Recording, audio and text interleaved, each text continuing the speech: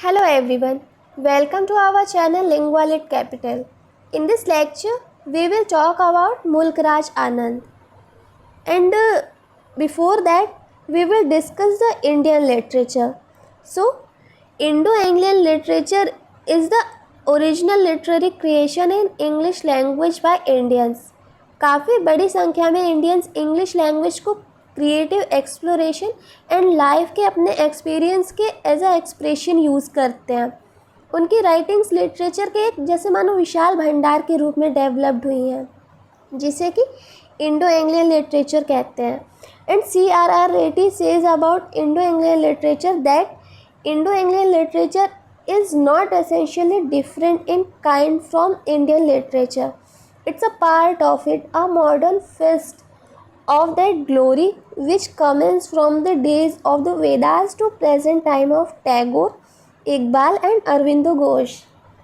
It means Indo Indian literature basically Indian literature से अलग नहीं है, बल्कि ये उसका ही एक पार्ट है, उस ग्लोरी का एक मॉडर्न एस्पेक्ट है जो कि वेदों के समय से शुरू होकर टैगोर, इकबाल और अरविंदो घोष के प्रेजेंट टाइम तक फैला हुआ है.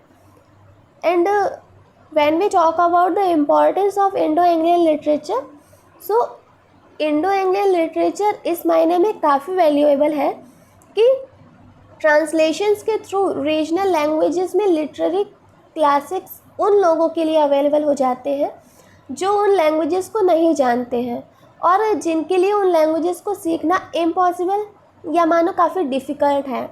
इंडियन लिटरेचर इंग्लिश में अवेलेबल होना ही चाहिए, क्योंकि English language east and west के लोगों के बीच एक लिविंग लिंक का काम करती है.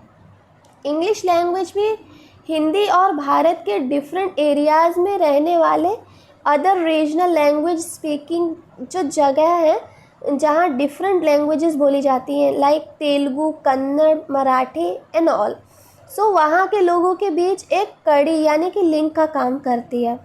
रीजनल लैंग्वेज के लिटरेचर्स का इंग्लिश लैंग्वेज में ट्रांसलेशन पूरे देश में लोग पढ़ते हैं, इसीलिए इंडो इंडियन लिटरेचर का बहुत इम्पोर्टेंट रोल है, हमें भारत में देखने को मिलता है. And now we will talk about some famous figure of Indo Indian writing. So literature एक सेपरेट जैनर है, ये Anglo Indian literature and Indo English writing से डिफरेंट है, या different from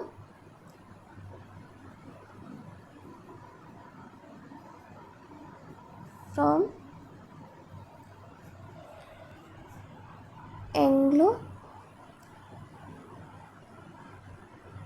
Indian writing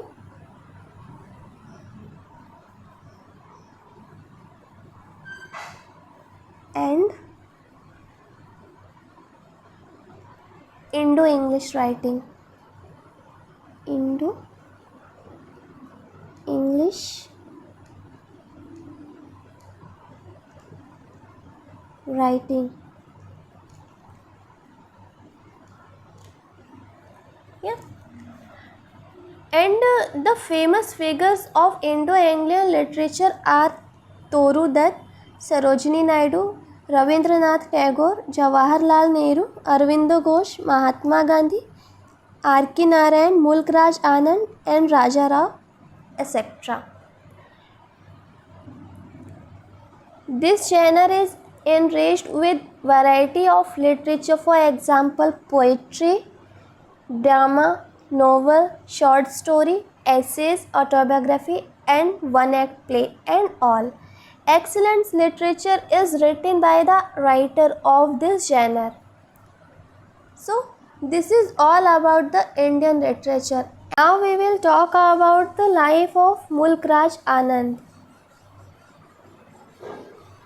So he was born in 12 December 1905 in Peshawar, and he is known for novels, short story writing, essays and art critic. His father Lal Chand was traditional coppersmith and his mother Ishwar Kaur belongs to central Punjab and she was an orthodox peasant. Orthodox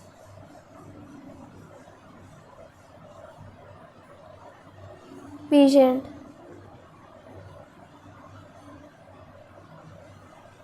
मतलब कि ये एक रूढ़िवादी किसान महिला थी और इनकी माँ ने ही इनको विलेज के मिथ्स सॉन्ग्स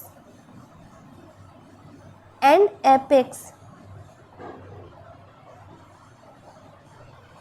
इनकी नॉलेज दी थी। मुल्कराज आनंद के माता पिता श्याम एंड हाइपोक्रेसी यानी दिखावे और पाखंड के सख्त खिलाफ थे और मुल्कराज आनंद भी अनटचबिलिटी एंड क्लास डिस्टिंक्शंस को नहीं मानते थे, नहीं पसंद करते थे। जब ये 11 इयर्स के थे तभी इनके चचेरे भाई कौशिया की डेथ इनकी आंखों के सामने हो गई, जिसका इनके ऊपर गहरा सदमा पड़ा। जिसके बाद ही इनके चाचा प्रताप और इनकी जो आंटी देवकी थी उनकी डेथ हो गई, जिससे वो और ज़्यादा सदमे में हो गए और he started questioning the meaning of life. अगर हम इनके एजुकेशन की बात करें तो इनकी स्कूलिंग ब्रिटिश इंडिया स्कूल से हुई थी एंड इन्होंने 1921 में खालसा कॉलेज अमृतसर में ज्वाइन किया था। क्या 1921 खालसा कॉलेज अमृतसर।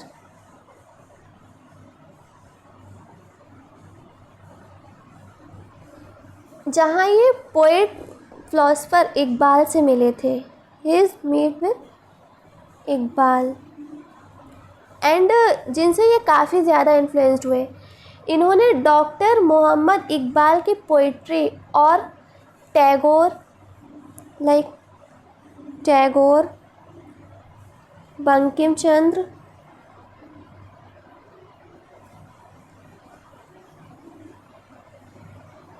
शरत चंद्र,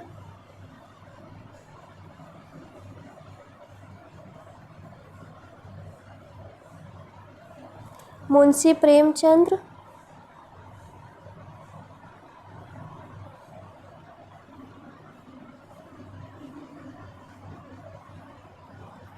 और भी कई इंडियन राइटर्स के वर्क्स को इंटरेस्टेड होकर के पढ़ा था। ये महाभारत एंड पंचरत्न को भी पढ़े हैं। तो Mahabharat and Panchratna, Panchatantra sorry. And Khalsa college Amritsar में जब ये थे तो उसी वक्त इन्होंने नॉन वायलेंस मूवमेंट में पार्ट लिया था। Non violence movement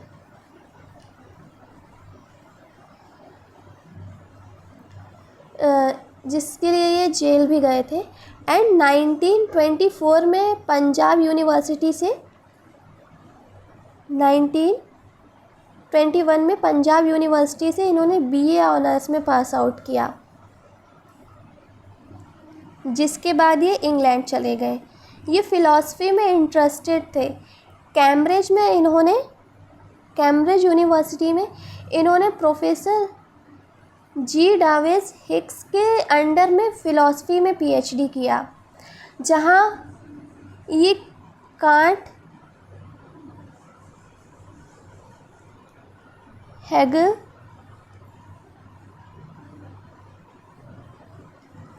and west के अदर फेमस फ़िलासफ़र से मिले। ये लिटरेचर में भी इंटरेस्टेड थे और Tolstoy, Victor Hugo, Gorky,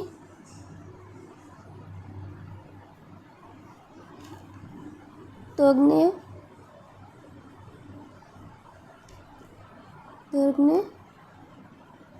and James Joyce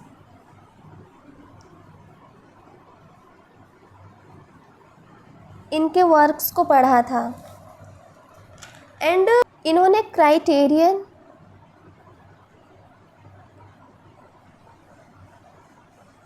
and other journals में अपने आर्टिकल्स भी लिखे। इन्होंने आनंद कुमार स्वामी के अंडर में इंडियन आर्ट की स्टडी की? आनंद कुमार स्वामी।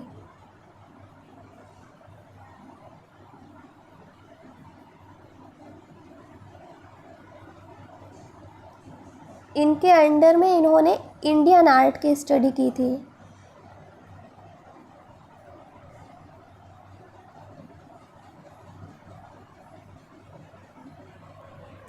और 1932 में भारत वापस आ गए थे।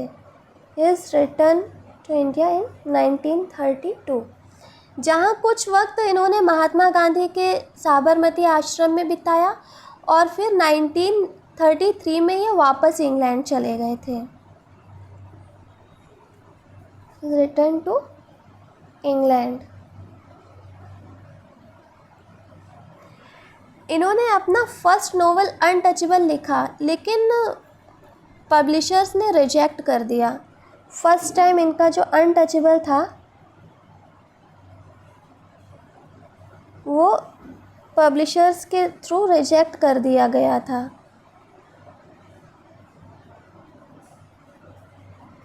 बट लेकिन फिर बाद में E.M. फॉस्टर ने इनकी हेल्प की और 1935 में फाइनली अनटचेबल पब्लिश्ड हुआ।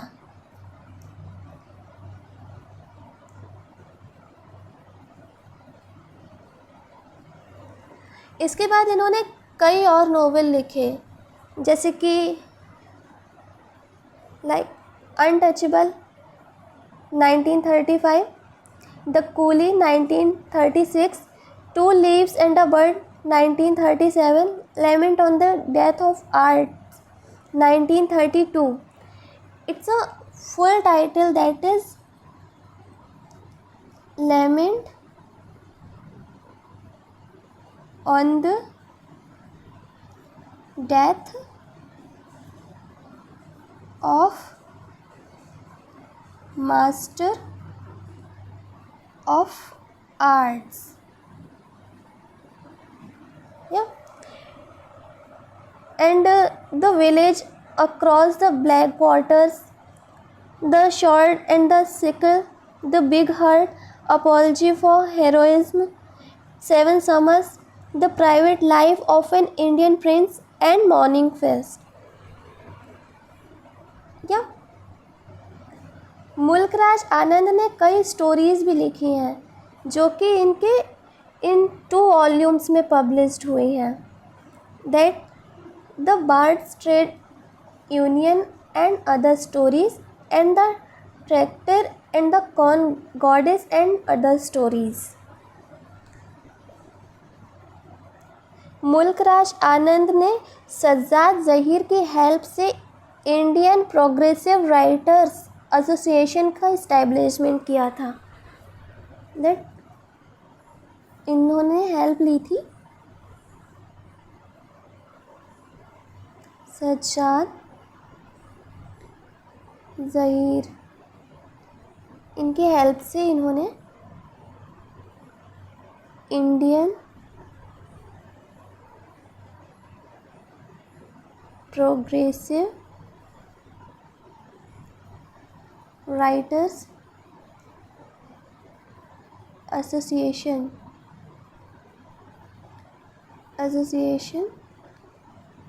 का इस्टेब्लिशमेंट किया था। एंड 1938 में इन्होंने प्रोग्रेसिव राइटर्स मूवमेंट को ऑर्गेनाइज्ड किया और कुछ टाइम तक इस मूवमेंट में एक ऑर्गन इंडियन लिटरेचर को भी देखा, या Indian literature. Anand fascism and एम्पिरिज्म को भी अपोजिट में थे। फासिज्म एंड इम्पेरियलिज्म, इसको भी ये नापसंद करते थे। एंड 1943 में ये लंदन गए एंड इंडिया के इंडिपेंडेंस के लिए काम किया। ही 1943 में लंदन गए और इंडिया के इंडिपेंडेंस के लिए काम किया। And Saroj Kovachi says that along with Krishna Menon, he did more to influence British public opinion in England in India's favor than any other Indian resident in Britain. And he returned to India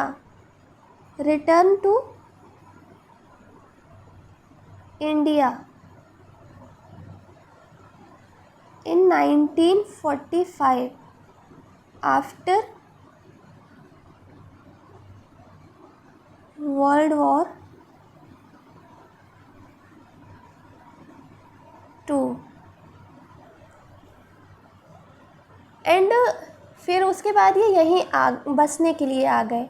ये लगभग 20 years तक England में रहे, जिसकी वजह से English में लिखने वाले सबसे अच्छे इंडियन नॉवलिस्ट बन चुके थे।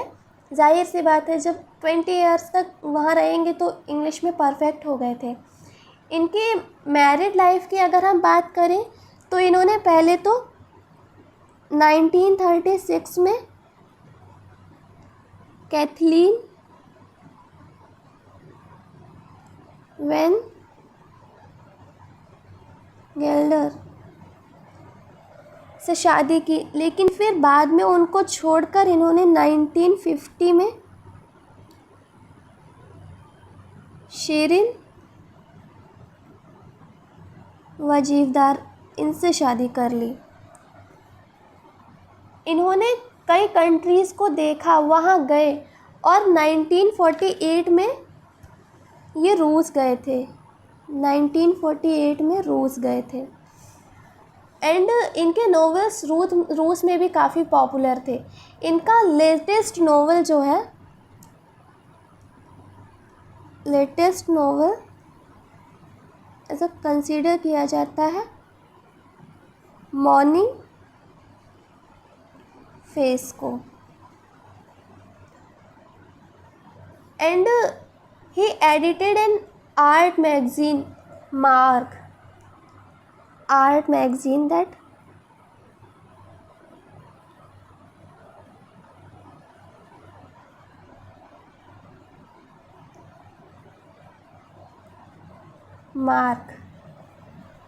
Mulk Raj Anand was awarded many prizes in India and abroad.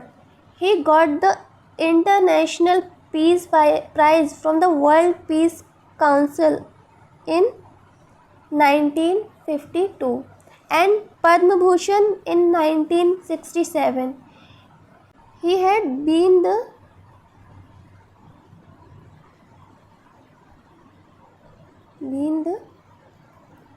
honorary